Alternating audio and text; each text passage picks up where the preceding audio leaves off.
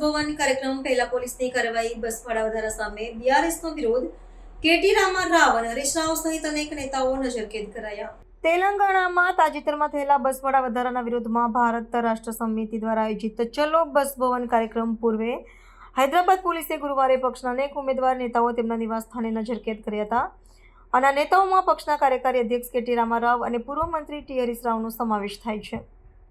શહેરમાં કાયદો અને વ્યવસ્થાની સ્થિતિ જાળવવા માટે પોલીસે મુખ્ય નેતાઓના ઘરની બહાર ભારે સુરક્ષા બંદોબસ્ત ગોઠવી દીધો હતો.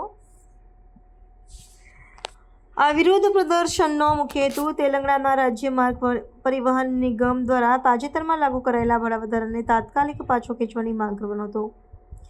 યોજના મુજબ કેટી રામા રાવ અને અન્ય ધારાસભ્યો દ્વારા બસ દ્વારા મુસાફરી કરીને બસ ભવન પહોંચીને નિગમના વ્યવસ્થાપક નિયામકના આદનપત્ર સુપરત કરવાના હતા. જોકે આ કાર્યક્રમને નિષ્ફળ બનાવવા પોલીસે સવારથી જ આગોતરા પગલાં લેતા નેતાઓને તેમના ઘરોમાંથી બહાર નીકળતા અટકાવ્યા હતા.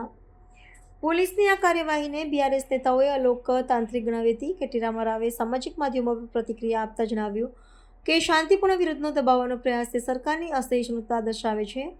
તેમણે કહ્યું કે જનતાના અવાજને દબાવવાના પ્રયાસો છતાં પક્ષ ભાડા વધારાના નિર્ણયને પાછો ખેંચવામાં ન આવે ત્યાં સુધી પોતાનો સંઘર્ષ ચાલુ રાખશે. સરકારે આ ભાડા વધારાને શહેરમાં ઇલેક્ટ્રિક બસોના વિસ્તરણ માટે ભંડોળ એકત્ર કરવાના હેતુથી જરૂરી ગણાવ્યું છે.